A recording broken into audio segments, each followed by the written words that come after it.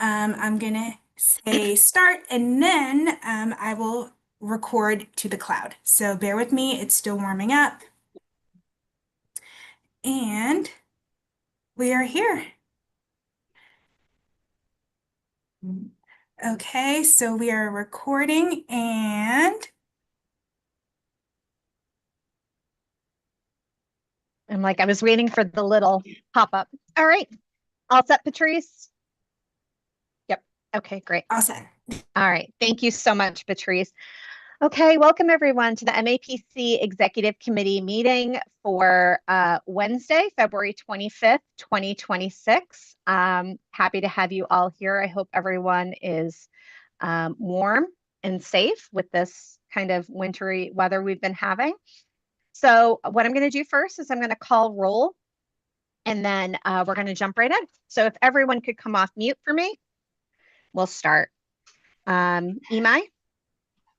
Colette? Here. Keith? Present. Karen? Here. Jen? Here. Tom D? Here. Whitney? Here. John D? Here. Sarah D? Here. Tom G? He told me he was going to be late. Mo? Here. Sagoon? Tabor? Robert? Sarah L? Here. Angie? Peter? Here. Diana? Vandana? Present. Claire? Here. Sam? Here. Steve? Here. Juan? Present. Elaine? And Erin? Present. Thank you all so much for that. And I just yes. want to note that it looks like Donald Wright is here from the city of Boston. I think that's in the former Shigun seat. Yeah, I was just going to let folks know. My apologies. He's taking on the interim role. I'll be starting as the interim on Monday. Okay. So we're going to go through all the formal process. I just kind of wanted to get a sense of how this meeting is conducted. So I'm just going to Welcome. be just eyes and ears. Thank you very much, Great. and I Thanks. appreciate it. Welcome for joining. Yes, thank you. And we'll have to get you to join a meeting where we're in person so we can all meet there as Yes. well. And Looking forward to congratulations it. on your new role. Great, thank you. Yeah. So first up on the agenda is the approval of minutes from January 21st, 2026. I'm just going to ask for a motion to put on the consent agenda. Motion made. Second. Motion made by John DePriest, and the second was made by Mo. Thank you so much. All right, next up is the treasurer's report. Treasurer Sam. Thank you, President Aaron, and hello to everybody. Sam Seidel, Treasurer. Today we've got a few things we're going to go through, and those are in order: the income statement from December, which is our usual monthly income statement checkup. Then we will dig into the mid-year budget, which we on the Finance Committee have already reviewed and reported it out. And this is for your review on the Executive Committee, with the hope that we can forward that onto the full council for the March meeting. And then finally, we're going to look at, as we do every year, the assessment, which we're going to take up as our third item. But first, we're going to start with the income statement for December of 2025, which you've received in your packets. And that gets us to month 6 of the fiscal year. And basically, as always, we're tracking the overhead rate. That's the thing we care the most about because it's the best indication of kind of how things are going. I like to think of it as my thermometer, how we take the temperature. It's up on your screen. It's up on the screen now. Basically, I would just note in the left-hand column, so the current month, that's December, you'll note that our direct labor was lower than we'd budgeted. It came in at 87% or $465,000. That's below what we were hoping to bill out in December. And our administrative expenses were a little bit higher than what we thought, 105% or $716,000, which left us with a little bit of a deficit for the month, and that's the negative $99,000. We used the fund balance to cover the difference there. And it left us with an overhead rate of 153.9%, which is high.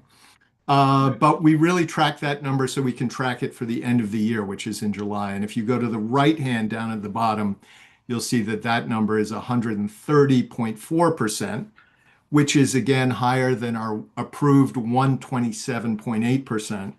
But we feel okay about that because, as you're going to see when we dig into the mid-year budget, we think those numbers are going to come out just fine.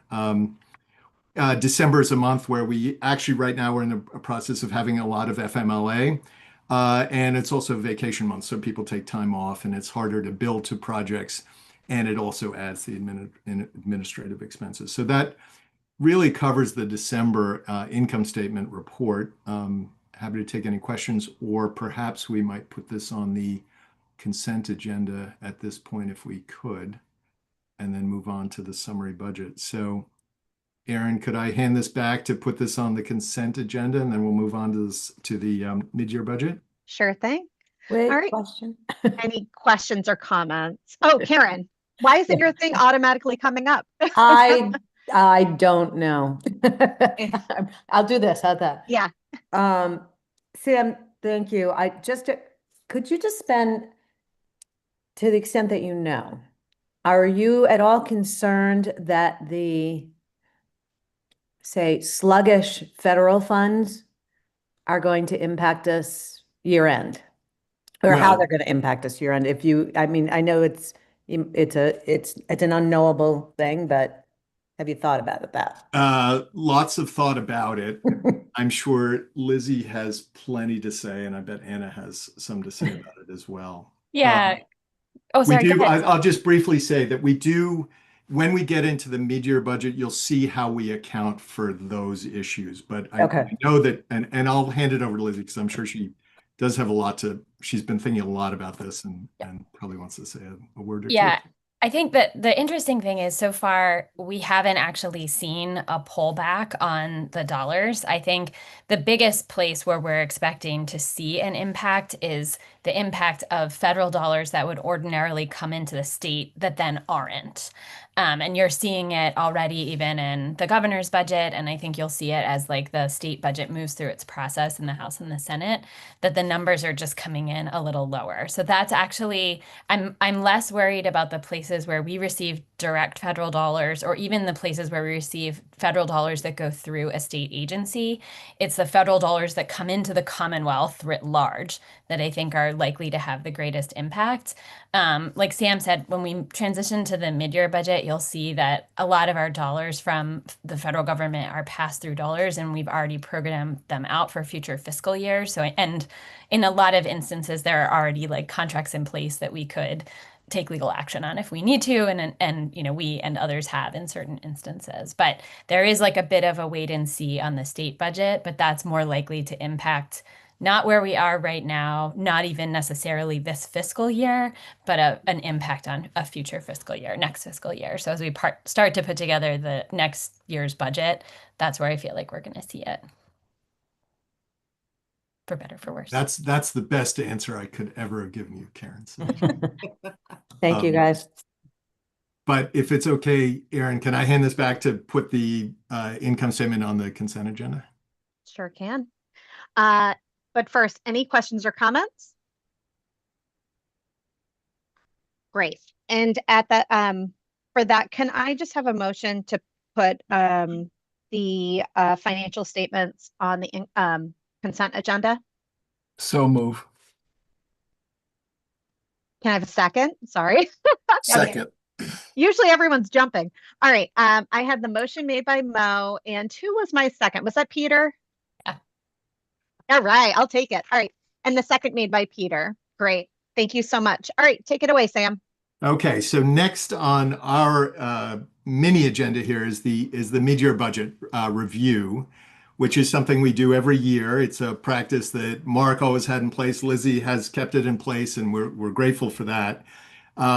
We go 6 months into the year, we check our actual numbers against our projected numbers, and then we look out over the rest of the year. As I say, the Finance Committee has had a chance to review this and has reported this out to the exec. And we've got 3 sheets. The first one we're going to look at is the summary budget, where we sort of cover all the numbers in one sheet. We'll look briefly after that at the revenue side, where the money's coming from. And then after that, briefly again at the expenditure side, just to give you a sense of that side of it. But as we look at the screen here, we see the summary budget. And as Lizzie was just saying, the first thing you'll notice in top line is total revenue, which is going to go up. We are projecting for the next 6 months by 20% or $6 million. But all of that basically is pass-through money. So that's money that's scheduled to come in over the next 6 months or so, whatever we're at right now, but will go immediately right out the door. And the biggest contributor to that is the mass broadband, is the digital equity work. And there's a large chunk of money that's projected to come in over this next spring period, and that will go almost immediately all out the door. There are a couple of other projects that are in that list that's bumping up our revenue number. One is in contact tracing, which is, as we'll remember, goes way back to the beginning of COVID. But there's still some money in that. And for further details, you'll have to ask Lizzie or people here at MAPC, but that's an interesting one. There's money in food security, and then there's also money in other public health and tablet procurement. Some of those dollars are just bumping up our revenue side. So you'll see large increases on the revenue. But if you go down to the third line, you'll see the net available for internal operations is actually going to go down by about $500,000 or 4% reduction. And that has to do with internal operations. And the reason that we're actually reducing we're both reducing the money that's available to us, so money that will be coming in, but also on our expenditure side, is that some hiring positions have been delayed, so we just haven't put those people on the books yet. And so there's not there won't be revenue coming in, we won't book the revenue coming in, and we won't also be expending on that, as we'll see just below here.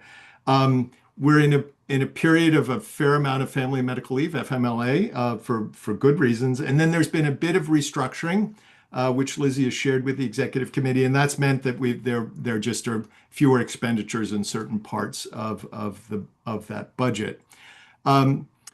As we go down a little bit further, you'll see that internal operating expenses, direct labor, which is down by $264,000. That is the positions that have not been filled yet or will not be filled. And that's a reduction of 4% that we're expecting out over the rest of the year. And when you reduce direct labor, you also reduce the indirect expenses, the overhead expenses that go with a direct position, and also some administrative positions that either haven't been filled yet or will not be filled in the course of this year. So we also see a reduction in the indirect expenses, and we'll dig in a little bit more on indirect expenses a little bit later. It takes us all the way down to the bottom, where we see we're projecting a slight increase to the fund balance from what we budgeted originally way back in May of last year by about $3,500. And our total direct and indirect expenses plus the fund balance is increasing, as we saw at the top of the sheet, by $6 million, or to a total of $35.95 million. So that's going to be our total projected expenditure. That's a 20% increase over what we'd budgeted back in May. And it leads us to an overhead rate, which is really the number we're always tracking, the relationship between our direct labor and our administrative expenses, of 128%. Which is slightly higher than the 127.8 that's been approved. But I am told by sources who do this work every day that 0.2% is not something we should be concerned about. We may actually end up at the 127.8 at the end of the year, and regardless, a 128 is not something that we need to worry about from our perspective where we stand now. Before we dig into the revenue side, I'm happy to stop and take any questions at this point, or we can just jump into where the money's coming from. Not seeing any questions.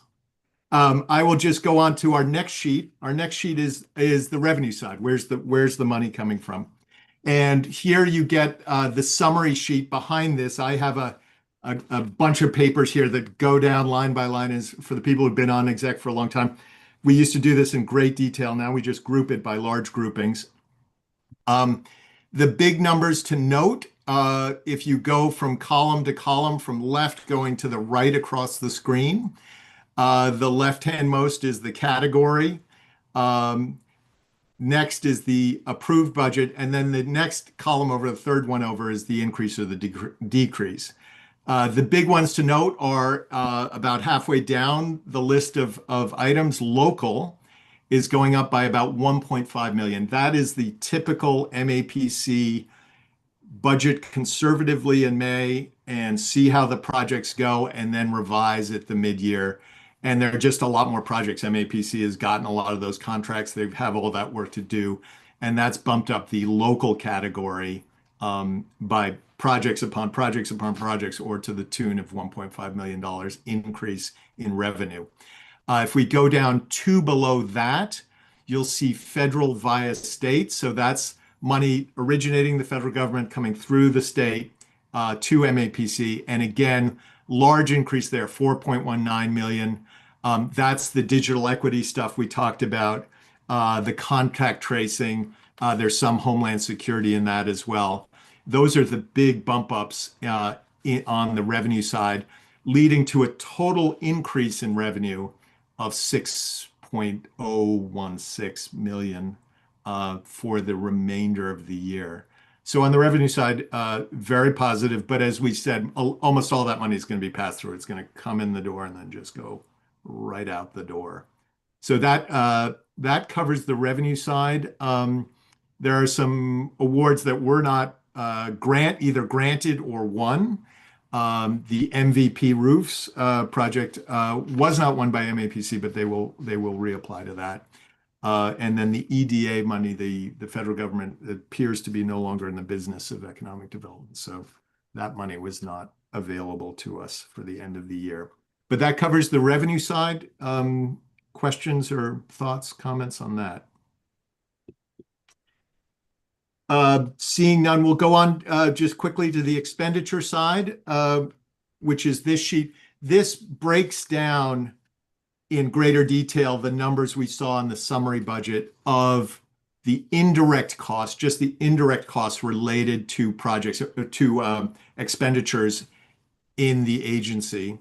And the first item we'll see under personnel is direct staff. Those are people who bill out directly, but their indirect costs, a portion of their time is not directly billed out because of positions that haven't been filled or delayed.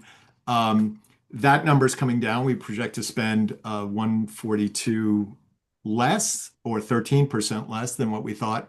And on the administrative side, again, delayed position filling or not filling administrative staff, that's going to be down by 4% or 74,000.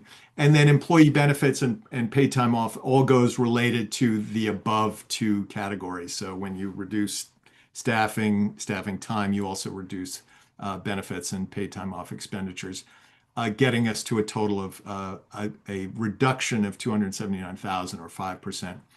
Employee benefits is the next category down the page. You'll notice we're right on target to what we'd budgeted back in May, 0% change or $1,000 change. And then if we go down one more grouping to operational services, big numbers changed. Depreciation has been reduced, and that is because we're not going to make purchases of some computers that we were thinking we would for a variety of reasons. So we're going to push that off into sometime in the future, probably FY27. And on information technology, some of the licenses that we have to pay for every year, actually were either cheaper or we were able to negotiate reductions in that. So that was good. Everything else is just really a refinement based on what we've seen for actual numbers for the year, which leads us to an overall reduction in operational services of 43,000.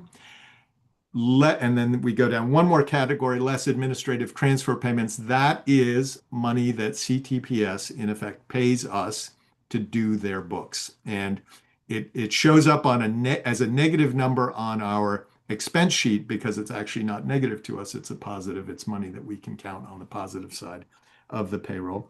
And that leads to an overall reduction of indirect costs by 326,373, or a 4% reduction, which again, going back to our initial sheet, leaves us at an overhead rate of 128%, which we feel comfortable is both within the range of 127.8, that we might actually land on that number right on, and we can manage the difference if we end up there at the end of the year.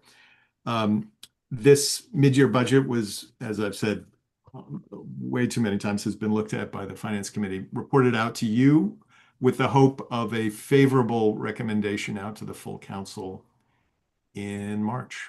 That concludes the mid-year budget report. Awesome. Back to Erin for questions, comments, thoughts. Thanks, Sam. Lizzie, do you have anything to add on this? The only thing I want to add is that this is just a tremendous amount of work by Anna and the finance team. It is every time, because we actually go through all of the pieces line by line. All of our directors contribute and go back and forth with Anna and the team, answering a lot of questions. This was also the first time Andrea Harris-Long was helping with the mid-year budget piece. So I just want to offer my deep thanks to Anna and the team, and to Andrea for her support in kind of getting us to this point. And I feel really good about where the mid-year budget is and the decisions that we've made financially. I feel like we're in really good shape as an agency. And it's honestly thanks to all of the support and oversight that Anna and the team really bring to the work. Great. Thank you, Lizzie. Ditto all of that. Yeah. Great. So we will need to approve the FY26 mid-year budget to forward to the council for their approval. Yep. And also the FY27 assessment also to have the full council vote on, correct? Correct. And I don't know if we could do that together, if they should be separate votes, but assessments. I think we can do both together, but we're going to do a roll call vote for that, just because I think there are some people that would need to abstain or feel like they want to abstain. And if it's okay, if we can just do both the mid-year 26 mid-year budget, fiscal 26 mid-year budget, and the approval of the FY27 assessment, because they're kind of related, we're going to do that. So could I have a motion to approve both items? Erin, before you Yep. accept that motion, just the assessment is what we do every year. It's the 2.5% increase based on population. It is the most flexible dollars that the agency has, and it's used for all kinds of purposes, and is a crucial part of the budgeting process. So I'll say all that. Okay, back to you. Sorry. No, thank you. Thank you for clarifying that. So could I have a motion to approve the FY26 mid-year budget and the FY27 assessment, and this approval endorsement will then go to the full council? I'll make Halsey that moves. motion. Oh, sorry. I'm happy to second it. It's great. Motion made by Mo and second made by Colette. If everyone could come off mute for me, please. Here we go. Imai? Colette? Aye. Keith? Aye. Karen? Aye. Jen? Aye. Tom D? Aye. Whitney? Aye. John D? Aye. Sarah D? Aye. Tom G? Mo? Aye. Sagoon Tabor Robert? Sarah L? Aye. Angie? Aye. Pete? Okay, sorry. Peter? Aye. Biana? Vandana? Aye. Claire? Aye. Sam? Aye. Steve? Aye. Juan? Aye. Elaine? And Erin? Aye. All right, that was unanimously endorsed and passed. And so thank you so much. And again, thank you so much, Anna. Thank you so much to the Finance Department, directors, and the Finance Committee for all your work on that. Really appreciate it. Welcome. All right. As a point of privilege, I'm taking things a little out of order because there is stuff happening at the State House. So we're going to hit the report of the Legislative Committee next. I'm going to call in Legislative Chair Keith. Thanks very much, Aaron. Keith Bergman, Chair of the Legislative Committee, MAPC past president, and representing Concord on the MAPC Council. The Legislative Committee held a meeting last week, and we were actually 2 weeks ago, and we did not have a specific recommendation to make for particular bills, but did receive a full briefing from the Government Affairs staff on the status of all that's going on, and we're very appreciative of that. We have a number of new members that have been appointed to the Legislative Committee, and we're looking forward to all getting in a room together and meeting each other there also. And I see on the call, who do I see from the legislative team? I'm here, Keith. Okay, there's Norman Abbott. Very good, with his own Concord connection. So over to Norman. I think what we're probably trying to do a little bit of a tag team between Georgia and I, because as Aaron mentioned, it's a busy day in the State House. I think the first thing that I will talk about is that yesterday, House Ways and Means released their long discussed redraft of the governor's energy affordability bill. In some ways, it's much stronger than the TUE redraft. I think the things that stood out to us as positives were stronger competitive electrical supplier controls, getting rid of we're working through the summary now, but getting rid of where is it here? Excuse me, the alternative energy portfolio standard, allowing for transmission lines across highways, finally addressing net metering and providing clarity around discount rates. The areas that are going to stand out as some negatives for perhaps some folks on the call here is there's even larger cuts to the Mass Save program. So they're looking about cutting $1 billion out of the Mass Save budget. Also, there is some issues around addressing some of the ACP program changes as well. And those dollars are that's the alternate compliance payments that are made, and those dollars go to support things like climate leaders and a lot of other great programs as well. Our really great clean energy team helped do a summary of this bill that we can work to get out to you all shortly. But essentially, I think that we calculated that it would save about maybe 4% to 5% on a like $100 a year utility bill. So that's where it stands now. There's some good stuff for sure in there. And I will have to jump off in a second because amendments are due at 5 o'clock. And need to hopefully see if we can find ways to strengthen this bill. So I will turn it over to Georgia. I will just kind of round it out. I think last time we were here, we mentioned that the governor has filed her budget for the upcoming year. So we're still working on that as it's going to the House, but a number of MAPC priorities have been included in their level funding from what we saw last year. Also tracking closely a supplemental budget regarding fair share funds from previous years to ensure that we're getting funding for transportation priorities. Next Tuesday is the hearing for Chapter 90 dollars. So this is that increased level at $300 million that we saw last year for the first time in over a decade of increasing Chapter 90 dollars for the roads and bridges across the state, as well as the governor in her proposal included a number of other transportation bonding authority projects in there. So we will be there supporting that and asking for those other projects to be included in that as that bill moves forward. So a number of different pieces moving, still tracking an environmental bond bill that is likely to be moving in the coming months. So definitely a lot of things still at play as we start kind of racing towards the end of the legislative session. But like Norman said, I think all eyes are kind of on that energy affordability bill this week as the House takes it up, and we're trying to work through exactly what this is going to mean for the state. Lizzie, was there anything else you were hoping we would talk about with these? No. Okay. No, just wanted to give the quick overview. I will just say I think we are gonna kind of offer a statement in response to the House's proposal on the energy affordability bill.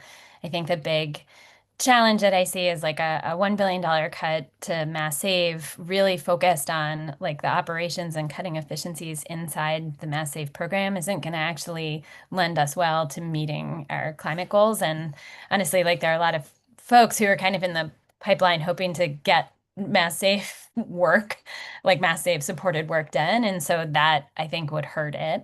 But I think the real issue on the energy affordability bill is that whatever passes in the House is going to set things up for a really difficult fight in the Senate. Because I think Senator Barrett is the chair of that committee. He's very unlikely to walk back on any of these big investment pieces. And so the big question I think a lot of us in the advocacy space on this are asking is how is the bill end up conferenceable and across the finish line? They have a lot more time now because they basically gave themselves until the end of December. So session is no longer ending at like midnight on the 31st of July. But it's a big question mark as to how they kind of reach that compromise. I'm glad to answer any questions. We'll be following this really closely. I think Norman is finishing the summary today and we'll send it out. Great, thank you so much. Is there any questions or comments on that? I just add one other thing actually that I don't think we talked about last time. There are and there's a number of pieces moving related to immigration too, both on the local and state level.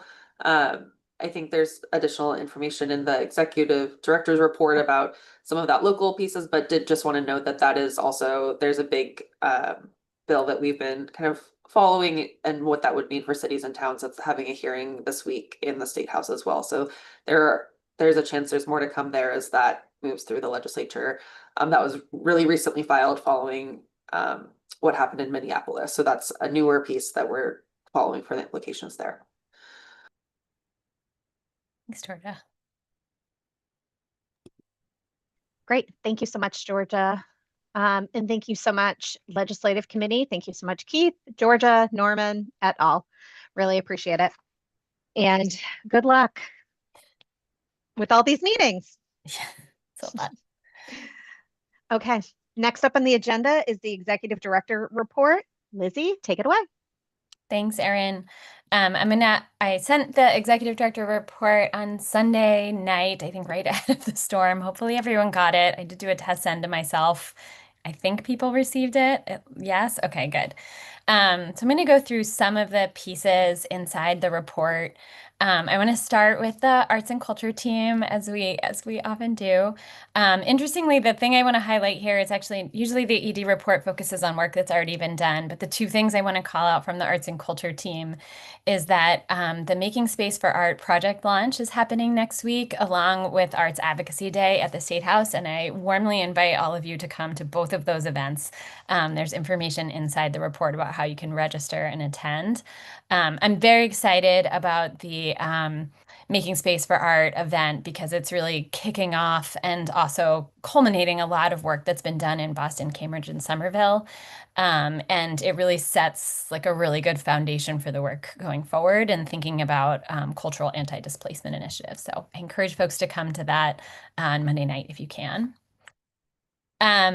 Scrolling down to the clean energy team, I want to highlight the community heat resilience program work. So we have a handful of cohort communities and organizations that work alongside those communities. So we have Salem and then the North Shore CDC and SAFE on the North Shore, Lynn, the Latino Support Network and the Emerald Cities Collaborative and the City of Somerville, along with Cultural House and the Cambridge Health Alliance.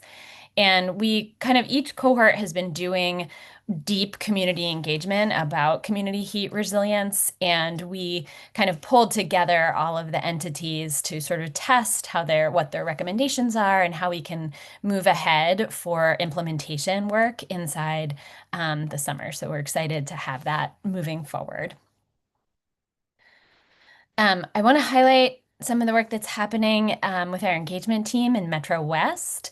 So we are doing a project there with a handful of communities, Wellesley, Southborough, Framingham, and Natick, to kind of do a deeper understanding of how we reach historically marginalized residents. And this is particularly because these communities have seen that all of their community papers kind of no longer exist. And so that is a common way to reach residents, and that is no longer an outreach opportunity. So we're doing some deep community engagement there to understand how we could try to reach populations that have been historically hard to reach. And then some of that work will actually inform some engagement work that we're doing across the region. I want to highlight two things inside data services. It's really, both of them are related to partnerships with local universities. We're doing a lot more of this work right now. I'd say like area colleges, universities are reaching out to us to partner with us and also offer the time and expertise of some of their students. So we did a project with Northeastern University's capstone course in their public policy and urban affairs program. And those students are actually working with us on our investor housing project. And they kind of did a bunch of research and landscape analysis and lit review that'll end up informing our next phase of that research as it moves forward. And then we also worked with some data science and data viz students at BU's Spark program. And these students are really focused on helping us think through updates to Data Common and our community profiles tool. We're trying, the data services team and Stephen Larrick, who kind of leads our Data Common work, is really trying to cast like a pretty broad net as we think about what kind of information is useful to communities in this like new digital age where so much information is at your fingertips, but it's often just wrong or AI generated. And so this project kind of helped us think through some of the next phases of that. The environment team held 2 follow-on webinars last month that were focused again on our heat resilience work, which is work that's being done across 3 teams at the agency: environment, clean energy, like I mentioned before, but also our public health team. And we had these 2 webinars focused on heat resilience and mobility and heat and health risk. And we had about 80 participants in each session. I think this work is still getting just like a lot of attention. And I think we're excited to keep doing it going forward. We are looking for additional ways to fund and support this work going forward, but we've been really grateful for the collaboration with the BU School of Public Health, because that was kind of new for us. Georgia briefly mentioned the event or the work that's being done on the local level to address immigration and increased ICE presence in communities. So MAPC, I think some of you might have seen that Mayor Wu held a press conference on February 5th, bringing together mayors and managers from throughout the region, also labor and faith leaders. She was signing an executive order relating to banning immigration enforcement in certain public locations and identifying ways that local law enforcement would respond if ICE was in Boston. MAPC actually brought together 6 other communities that also signed an executive order that day. So it was Cambridge, Chelsea, Newton, Somerville, Lynn, and Brookline also signed an executive order that day. We involved all of the Metro mayors. They're all aware that it happened. I think some communities were not ready to sign an executive order or heard that from their local law enforcement that they weren't ready to move forward with that. But the work is continuing. I think there's the press conference itself kind of kicked off a lot of conversations about what additional guidance local law enforcement need in this space, because it is a very difficult and tricky issue. But we as an agency were really proud to be able to kind of bring together communities who were ready to actually move ahead with an executive order. I also just want to note, Norman and I were also in DC last month, like right before that EO was signed. We met with Senator Markey and Congresswoman Trahan, talked a lot about housing issues with Senator Markey, talked a lot about water issues and combined sewer overflow with Congresswoman Trahan, because it's a big issue in her district. We were also messaging around federal transportation reauthorization, which is like a bread and butter issue for me. It's like the first issue I ever advocated on. And it's coming up. Congress will have to do that again this year. So talked about that with our elected officials. I want to highlight just a few last projects inside the ED report. The economic development team is doing a really cool project around small business resilience. So it's focused on sectors that are impacted by the Encore Casino. And the goal of the project is to create a set of strategies that the business support ecosystem can actually implement in order to keep businesses operating and in place in that region. And it's really focused on businesses that are owned by immigrants, people of color, and women within the sectors that are most impacted by the casino. And so we are working with the Lawyers for Civil Rights, the Chelsea Chamber of Commerce, and La Colaborativa to deliver workshops on commercial lease negotiations to small business owners to help them kind of move forward in this space. I'm really excited about this. It's work that the team has it's really connected to the work that we outlined in our Comprehensive Economic Development Strategy, or CEDS, which we submit every 5 years to the Economic Development Administration. It's exciting work, and I think it's going to actually have a greater impact across the region once we get this initial set of pilot workshops off the ground. We also just signed a contract, I think some of you will be interested in this, with the Massachusetts Office of Outdoor Recreation. We were a little unsure whether we should take this work on, but they are doing an open space inventory project to actually understand high-profile outdoor recreational assets. It will not surprise you that like their maps are a little out of date and maybe don't always talk to each other. So like the things on what they have identified as outdoor recreational assets are old or outdated. So this will involve some field work for us to understand what those assets are across the state. And I think it's a cool project because it really also connects to the way we think about open space and public health together. I encourage you to read about the many things that the municipal collaboration team has done in the last month. They held a regional recovery and resiliency workshop in Hingham as part of the South Shore Emergency Preparedness Initiative. They also spoke at the Essex County Fire Chiefs Association Ledge Breakfast to talk about the fire training and operations feasibility study, which was work that we kind of kicked off, which will now help them think through options for advancing fire training in the region. We also had a kickoff meeting for the 20th year anniversary of the Shannon Metro Mayors Coalition. We just got those dollars. And then NERAC, the Northeast Region Advisory Council, hosted active shooter incident management trainings. So the team just had like an incredibly busy month. They were basically out of the office moving all of these events forward. The public health team last month also kicked off some of the work that we are doing around food inspectional training. So we took on a public health training hub and have focused on health inspectors, but now we are also and focused on food inspectional trainings, but the hub has just expanded and is initiating trainings for housing inspectors as well.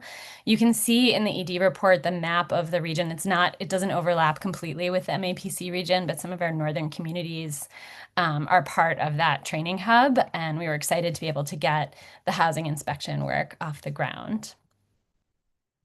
And then I want to highlight very briefly some of the work in transportation. We in mid-January held a public meeting about the Boston to Blue Hills project. This is a critical connection that we really want to see get off the ground to create changes to Blue Hills Parkway at Unquity Road, which would actually create like safety improvements and increased access to the park. It's a really tricky project because DCR is involved, MassDOT is involved. There's like a lot of interest to get it off the ground. But we were excited to actually have that meeting last week, and there were like 75 people who came to kind of offer thoughts about the conceptual design, which was great.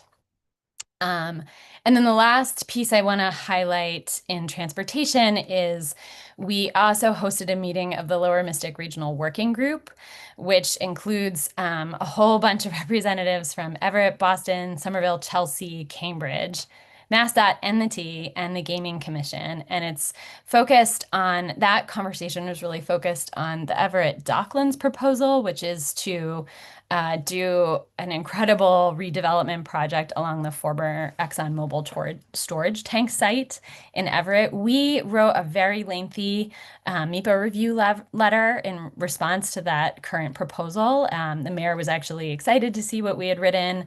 We're really focusing on thinking about mobility, micromobility, parking, and housing opportunities in that space.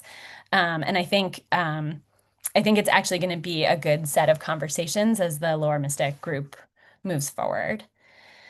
I want to just pause there and see if anyone has questions about any of that project work. And then I have a separate small update just for myself around things that I've been working on at the agency.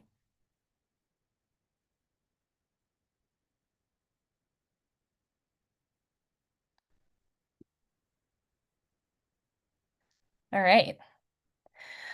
Then I'm going to move on to the next set of updates. So the first piece I just want to highlight is that our human resources team has just been doing a tremendous amount of work at MAPC over the course of the past couple months, really since I moved into the role. And you can see this highlighted inside the ED report, but I actually was typing it too late at night and too fast, and so I missed some things.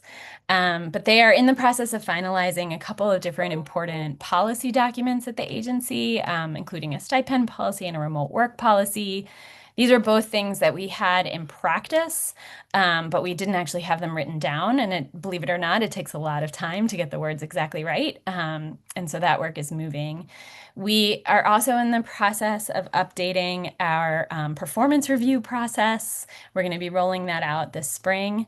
And we are working with our compensation consultant to benchmark salaries at MAPC. So there's just a ton of moving pieces inside our HR team, and all of it is related to work that I was prioritizing in coming into this role. But the other piece I want to talk about is that at the end of January, I effectuated a reorganization at the agency to make two main changes, and I just want to highlight them for all of you today. The two main changes help to better align the departments in the agency with the outcomes that we're trying to achieve. And the second kind of changes the way that we are spending our time together. I created a new organizational chart, and I'll throw it up on the screen in a second. And basically what you'll see is that I grouped our planning teams together under a new chief of planning position, and I moved more of our internal teams under the deputy director role. There are a couple of teams that kind of fall in the middle between sort of that planning side and the internal operations side of the agency, and it's mostly because the work that they are doing is some mix of internal and external. I importantly made two hires here, bringing Josh Fiala on as our chief of planning and keeping Andrea Harris-Long in the permanent deputy director role. So I'm going to just share my screen so folks can see this organizational chart. And I'm glad to answer any questions about it if folks have them. Can people see that? Okay, great. So this is what I mean about the teams that fall under the chief of planning side. These are the teams that are falling under the deputy director that are a little more internally focused. These are some of the teams in the middle: strategic initiatives, data services, and Muni Collab. I ended up keeping legal, communications, and government affairs, and both Andrea and Josh will report to me in this role.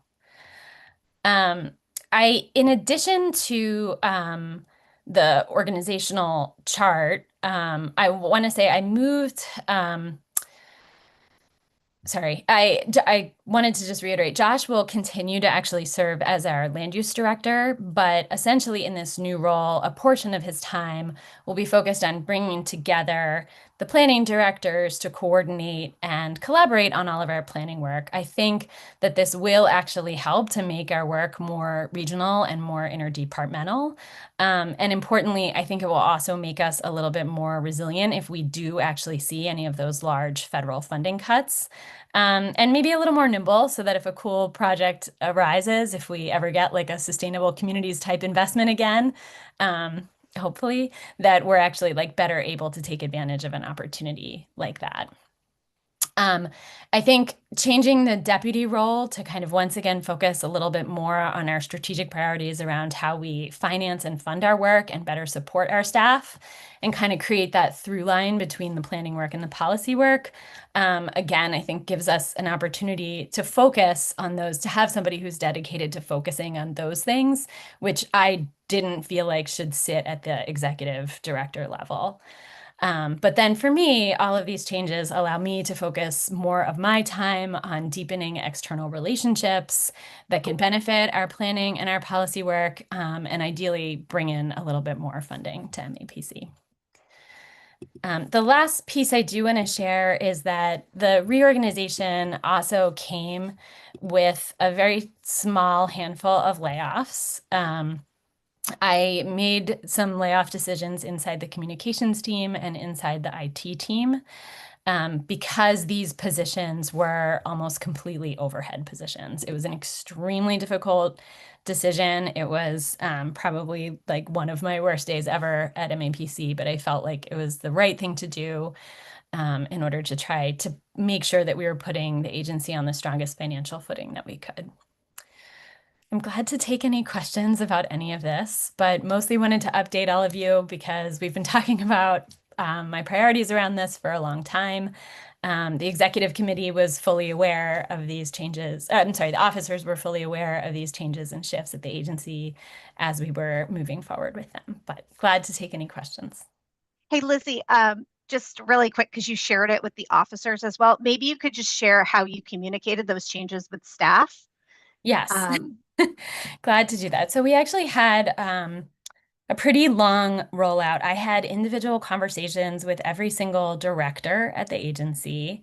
Then we held a directors meeting and kind of gave them a heads up, long, it was like an hour and a half long meeting just dedicated to this, with time to ask questions, not least because the meeting schedule was going to change. They were somewhat concerned about the org chart, but the directors were more concerned about time and how they would get time with me. So answered a lot of their direct questions there. A week later, we had a meeting with all of the managers at MAPC. So that's anybody underneath the director level, but that also is in a supervisory position. And later that day, I sent out a memo outlining the changes that were happening on the organizational side.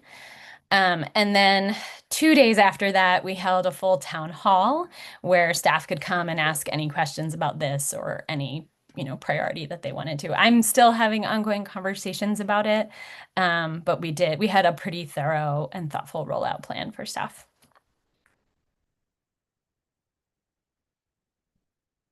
Thanks. Any other questions?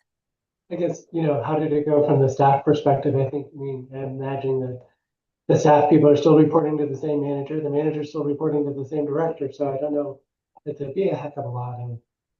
Yeah, it's funny that you'd ask that, Tom. I think the questions were so different from the directors and the managers than from staff in general. I think staff were really worried about the layoffs, partly just because of the moment that we're in. When we announced the layoffs, it was the same day that Amazon announced they were laying off 14,000 people nationwide. Everybody's reading about the economy. Everybody who has a friend who's been laid off. So I think that was the real concern, was like, does that actually stave off a need to do more layoffs from the staff perspective? But they were less concerned about the shift in management or the meeting schedule. And then I think the managers, sort of that like middle level of supervisory role at MAPC, were excited because they actually get more access to me and to Andrea and Josh. And so I think they feel like their decisions will get made faster. The directors, I think, were feeling like, are they going to get less access to us? So you kind of saw it from a bunch of different levels across the agency. It was like a crash course in executive leadership that week.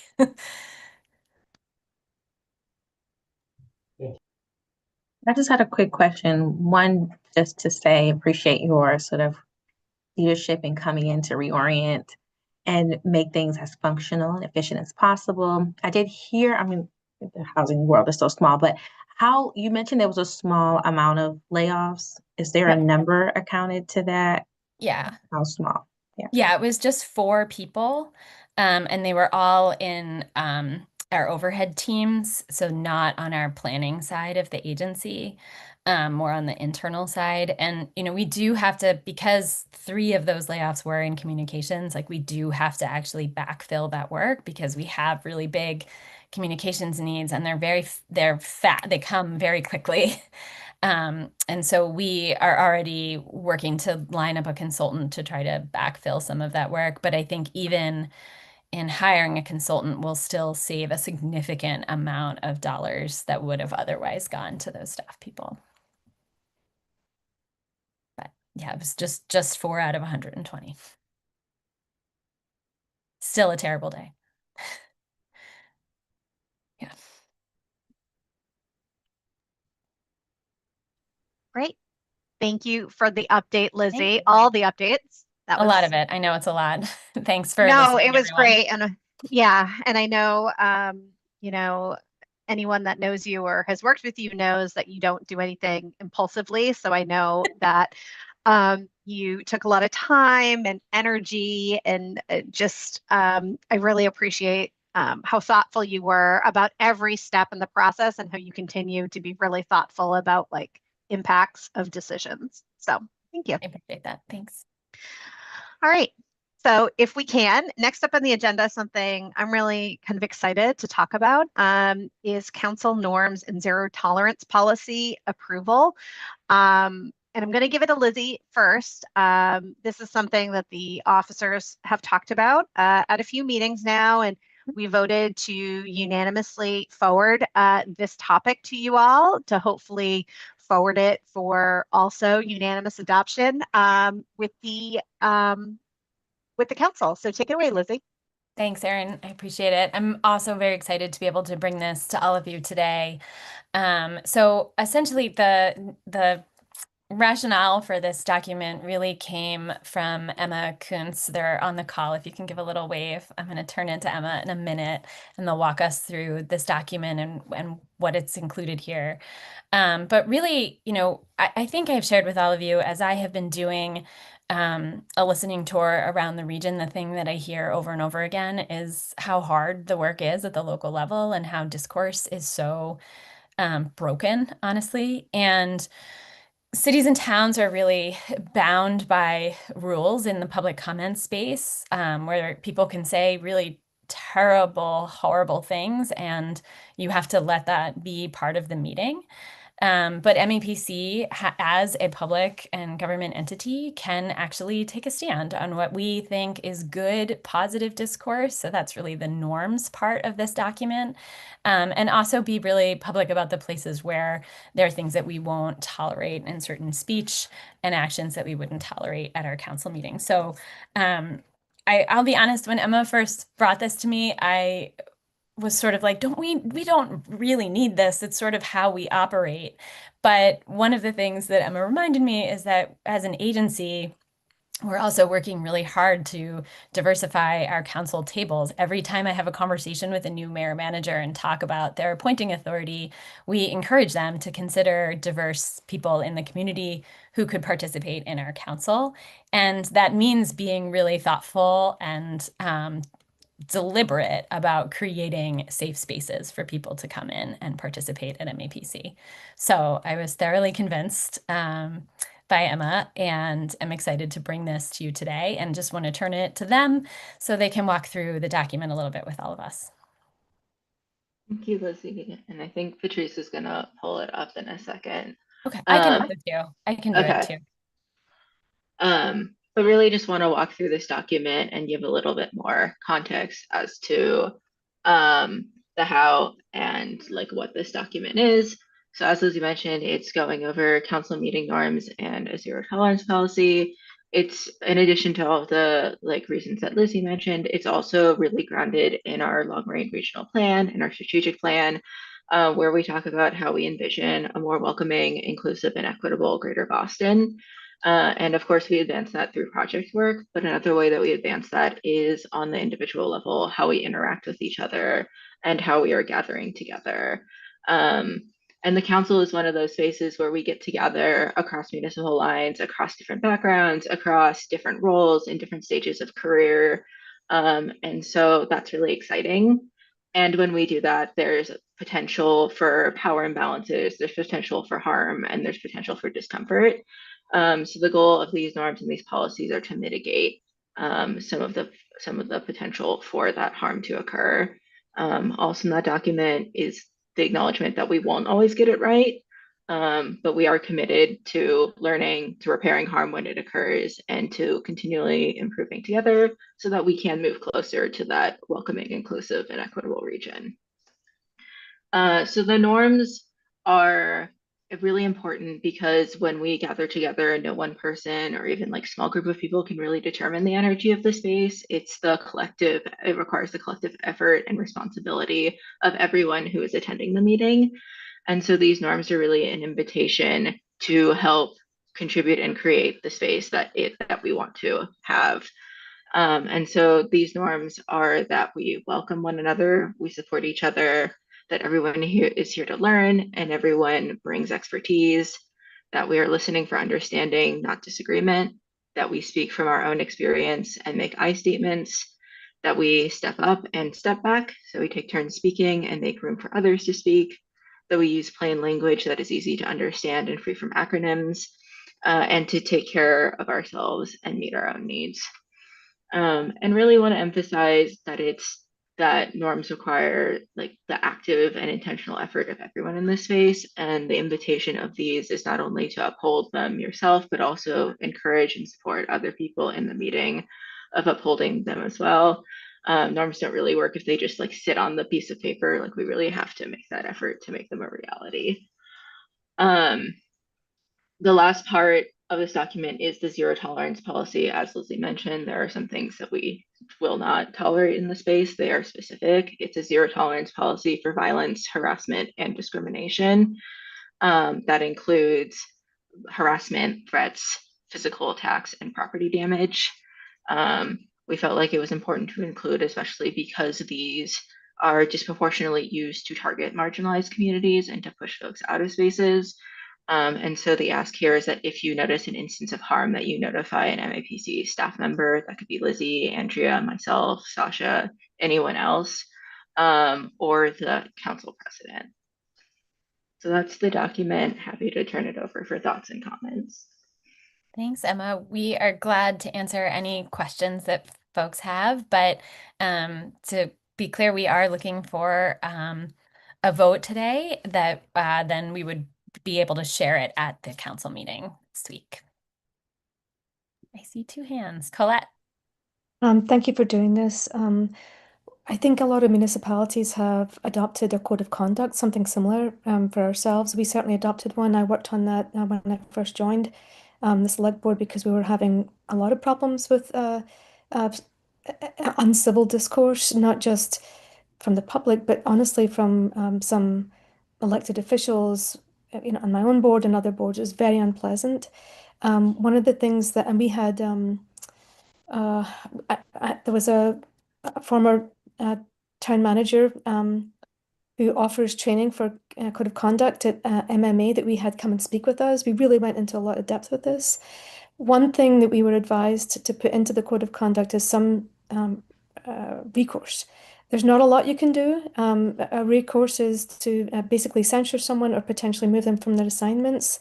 I don't see a recourse here. I don't know if you can remove someone from the council or refuse to recognize them to speak or whatever it is, but that was one piece of advice we were given is, have some consequences for misbehavior. We have had one censure, but we have, equally, if anybody watches any of our public meetings recently, we have, people that continue to be incredibly offensive that are elected, and we don't have a recall petition. There's not a lot you can do, but if there's something, it makes it more meaningful to have a little bit of teeth.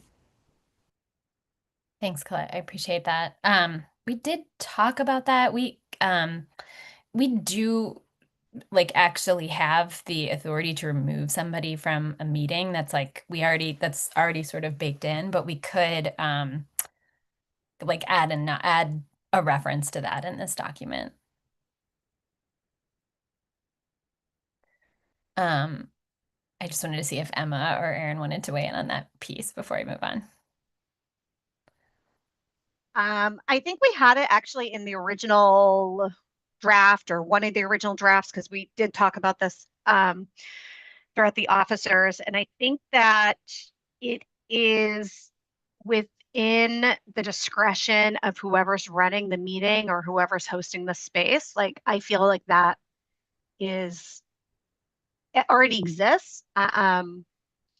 And I would yield to Margie about whether or not someone's appointment could change when we are not the appointing authority, like a city and town appointing authority. Like, we are not the appointing authority. We are just the space of which the appointing authorities gather.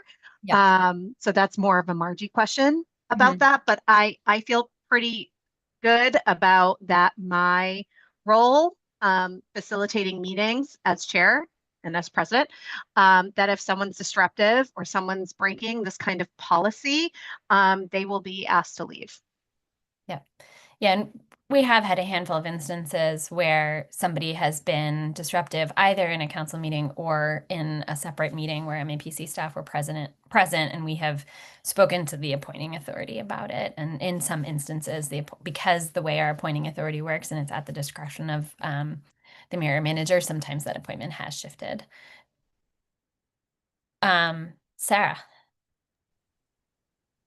It sounds like you've already done this work, so I was hoping you could kind of bring me up to speed on how this policy fits against the four corners of the Barron decision a few years ago, the so-called kind of right to be rude decision from the SJC.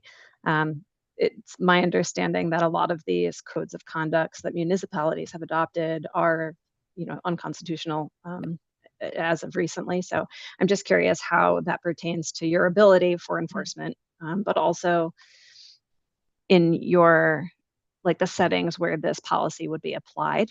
I think it's easier for me to understand how this would work to a convening of this group, for example. But perhaps if you have MAPC staff working with the municipality at one of their own community engagement type events, kind of where do the rights and restrictions kind of start and stop here? Yep, great question. And we did Which talk is, about by the way, not to interrupt you, sorry. Oh, no. Not to say that I'm trying to pick this apart, because I absolutely applaud the effort here. And I would just absolutely love to have a policy like this in my own workplace, but to my knowledge, I can't, right? So that's where this comes from, but I'm fully supportive of getting as far as we can towards this endeavor as possible within the confines of this law. Thank you, I appreciate that. And we actually had a lot of conversations internally about this piece. I think you're right to kind of think about the place where this is applicable in our council meetings, which is not a place where we take public comment. And so whereas almost all local municipal meetings do actually have to have that opportunity for public comment. And that's where the decision, it has that impact. And so part of the reason we decided to move forward with the policy is because we felt like from our general counsel, but also from outside counsel, that we could. And so we felt like where we as an agency could actually do a policy like this, we should put it in place because we actually still feel like we have the authority to do it even in light of that decision. So that's honestly why we did. I think the question I will say about sort of what happens if an MAPC staff member is in a meeting in a community, we have sort of a totally separate set of like incident response protocols and policies at the agency to support our staff. But if we are in that situation and we are hosting a public meeting, we also can't shut it down because of that ruling. So we're finding some of that fine line. And then I think Colette put in the chat that their public comment policy was updated after the SJC decision. I think a lot of communities did that. I also feel like some communities are adopting policies around encouraging civil discourse and like safe spaces and communication. And my gut is it will ultimately end up kicking off another SJC case, if I had to hazard a guess. But the short version is we adopted our policy because we felt like we could in this instance do it, and so we should. Keith. Thanks. Yeah, my question was also going to be around the SJC decision in 2023. And it seemed, and I just took a look at some of the code of conducts that some select boards are adopting, and those apply to the select board only, and not to the public. So I'm wondering if, and it seems like from the explanation, this is meant to apply to the council where the public isn't allowed to speak. So that's how it would not violate the 2023 SJC decision. If that's the case, I think it would be important to say specifically in the policy to whom it applies, which would be the council members. Yeah, I think I appreciate that. I think and we can make that a little clear in the context piece, but that was like what we were trying to capture in the title. But it's really about how we are treating each other. And I think Erin just put in the chat how we have shared expectations. Right. It just I think we'd want to be clear that it is limited though to essentially the public employees, if you will, to use an open meeting law definition, which would not include members of the general public who have the right to swear at us and say, horrible things about us. So if we invite them for public comment. Yeah. Well, that's a slippery slope. If I don't know how far we want to go saying we don't want the public to come to our meetings. I think we need to be very careful about that. No, I don't think we want to imply that at all. Yeah, but I also don't think, I don't think there's harm or even running up against a legal question about putting these norms about how the council members want to treat each other and hoping that members of the public will also adhere to them because we've written them down as a way that we intend to engage with each other. And I will be clear, if I was worried about running into a legal gray area there, I would feel like I needed to create that distinction, but I'm not as worried about it. So the vote today would be for the executive committee to recommend that the council adopt this for themselves. Yeah, I think we were hoping that the executive committee could take a vote on this as norms for the council, that the executive committee and its authority as like a representative body of the council could actually vote on this, and we wouldn't actually need to take it as a vote to full council because it's not anywhere within the scope of priorities that the council votes on, which are pretty confined to like planning documents and finance documents. So yeah, we were hoping that the executive committee would be able to vote on it as a norm for the council. Thank you. Angie. I think I know the answer to this based on what you said, but I just want to confirm. So this norms that you're asking us to adopt, it sounds like it's limited to only the council, but it would not apply to, you know, all the various events and community engagement activities that are hosted by MAPC. Right. We can't reach into those places where we're in a city or town. So it's really the times where we are essentially hosting and convening a space together. So really focused on the council space. Well, you know, we would put it on our website. And again, like we would indicate that this is something that we are holding ourselves to. We do create norms in spaces often when we're doing community engagement work, but this would really just govern the council, their time together as council. Thank you. And just to add, I think that we would also add this as part of the new council member orientation that we do annually as part of like the introduction, like this is, you know, this is how we conduct ourselves. This is like what we expect of each other. And that's what makes this space so great, right? So. Yes, exactly. Karen. Well, I'm glad I waited to hear everyone's comments because you've convinced me of a couple of things I had questions about otherwise, but it's interesting. So this work is great. I think it's timely and I think it's important. And it strikes me is anybody that sat in the conference room at MAPC, there's that banner or the poster that pretty much says this, right? Yeah. What it doesn't say is the zero tolerance portion. Yeah. And at the beginning of this conversation, I was sort of leaning towards, what's the consequences, all of that. But now I think, having listened to everybody, I think it's appropriate to leave it just at zero tolerance because, you know, God forbid you are confronted with this sort of situation, you're going to need to have some flexibility in how you respond. Yep. And if you define it too closely, that takes away from the folks that, you know, are in a position to do that. So I heartily support this, and I think it's great to have it communicated to everybody in the council.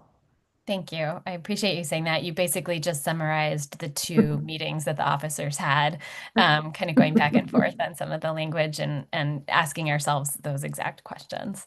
So thanks.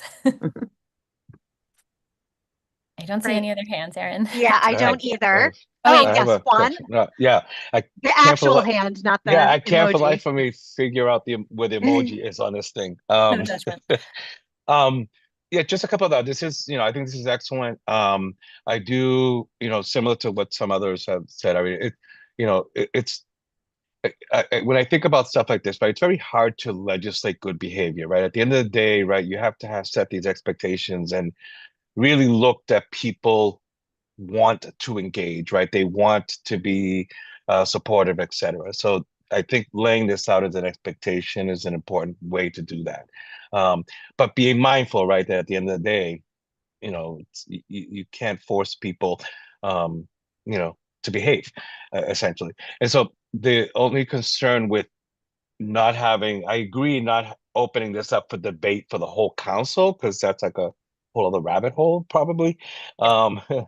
But right, we have to understand, right, that we're taking a little bit of a risk, right, to put this forth and say we think it's good. The executive committee thinks it's good, but ultimately we have to hope that people embrace it.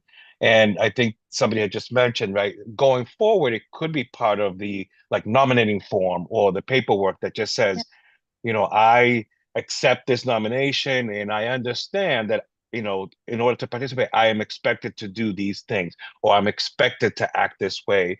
And then, yes, I accept, right? That might be another way to signal to people, this is what this committee is expecting of all of us, right? We're bringing it, and we would asking you to bring it as well in order to have productive, healthy interactions. My other point was just going to be about, so I'm not sure where we landed, but I did think similarly about the policy being named the policy without outlining the consequence, without outlining what's the what's going to happen if you don't do it. Otherwise, we could, it could just be a, guidance or, but to call it a policy, I would just think that we'd want to, and it doesn't have, maybe it's just, the council may act, or, may include asking folks to exit the meeting or something like that. It doesn't, it's not like we're going to drag you out in handcuffs, but something that signals that it's, well, because we're trying to communicate the zero tolerance part, right? Yep. It's like we're saying we're not going to put up with this, but we have to then back that up and say, if this persists or something, council members or the executive committee or the officer or somebody may take action, including asking a member to leave the event or something to that effect. Yep. I'm not sure where you landed with that.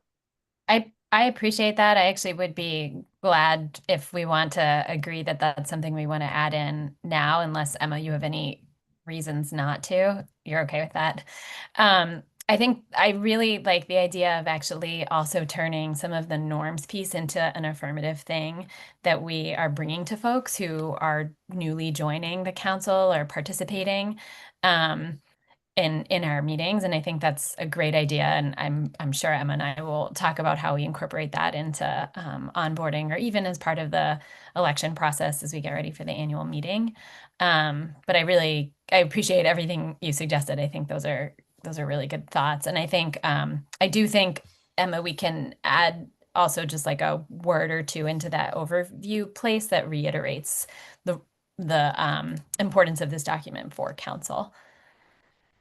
And I think we were planning to send this out to council in advance of the meeting next week so that they'll have it. And then Erin will talk about it very briefly from the top of the meeting. Any other discussion? Thank you all so much for your thoughtful input here. It's really, really helpful and good to see. Okay, turning it back to you, Erin. So are we ready for a vote, or would we like? Yes, right? Yeah, I think if we can get a vote, that would be great because the council meeting is next week. And again, I think we would also be making those changes that folks seem to have consensus around elevating here. So clarifying the council piece, adding in some may language at the end in terms of consequences. So I would make a motion for that. Oh, sorry. I was going to say, so if it's amenable with the modifications as addressed, as discussed, I mean, I would entertain a motion. So move. Second. Okay, we're going to say motion made by Mo and second made by Tom D. So thank you so much. If everyone could come off mute, please, just really quickly. I'm going to run through this. Imai, Colette, Aye. Keith, Aye. Karen, Aye. Jen, Aye. Tom, Aye. Whitney, Aye. John, Aye. Sarah D, Aye. Tom G, Aye. Mo, Aye. Sagoon, Tabor, Robert, Sarah L, Angie, Aye. Peter, Viana, Vandana, Claire, Aye. Sam, Aye. Steve, Aye. Juan, Aye. Elaine, and Erin. Aye. Thank you so much. That was unanimously passed. So thank you so much. Thank you so much, everyone. And specifically thank you to Emma. Their work on this was incredible, really great work. And this is really, like, to me, exactly what a council specialist should be working on. Lizzie, I'm not sure if you want to say anything else on that. I couldn't agree more. We're incredibly lucky to have Emma, and they bring a tremendous amount of thoughtfulness and insight to the work at the agency. And also, when we're a week out from council meeting, they are like my right hand. So I maybe talk to them more than my own family. So just incredibly grateful, Emma, for all the just the heart you bring into the work. Yes, thank you, Emma. All right. any other business not known at the time of posting this agenda? The only thing I would say is council meeting is on the 4th. Emma and I really need you to be there so we can pass our mid-year budget. It's in the morning. We also have a really cool panel with 3 of my colleagues from around the country. So Houston Galveston ED is going to be there. CMAP from Chicago is going to be there. Their executive director, Ariella. Oh no, I'm sorry, that Chicago is Erin, and Philadelphia area Regional Planning Commission, DVRPC, their ED, Ariella, will be there as well. It's going to be really cool to kind of talk about the way the work works across the country and how similar it is. And then we are working to schedule the annual meeting for June 3rd. That's going to be like an evening or like after work event. We're trying something new, see if we can get people to come, make it a little fun for elections. And then the last thing I just want to highlight is that at next month's executive committee meeting, which will be in person, there are just a ton of water issues that are happening right now. And Mo and Tabor are very involved with them. Our environment team is also going to talk a little bit about some of the work that we are doing there. So I hope folks can join us in person next month as we talk about some of those issues across the region. I think that's everything, Erin. Great. I was just putting the annual meeting on my calendar. I appreciate it very much. Emma will yeah. send out a calendar invite soon, I am sure. Really appreciate it. And our next council meeting, which is next week, is virtual. Yes. So catch us on the screen. Yes. And please try and log in like minutes early, 5 to 10 minutes early, just so we, when we send our frantic text messages about quorum, we don't have to include you. All right, great. Thank you so much. So with that, sorry about being 1 minute over. I am going to ask for a motion to approve the consent agenda and to adjourn the meeting. I make the motion. Second. All right, motion made by John DePriest, second made by Mo. Please come off mute. And I hope everyone has a great rest of your week. Here we go. Imai, Colette. Aye. Keith. Aye. Karen. Aye. Jen. Aye. Tom D. Aye. Whitney. Aye. John D. Aye. Sarah D. Aye. Tom G. Aye. Mo. Aye. Sagoon, Tabor, Robert, Sarah L. Angie. Aye. Peter. Diana, Vandana, Claire. Aye. Sam. Aye. Steve. Aye. Juan. Aye. Elaine and Erin. Aye. And with that, the meeting is adjourned at 1:02 p.m. Thank you so much, everyone, and have a great rest of your week. Thanks, everyone. See you next week.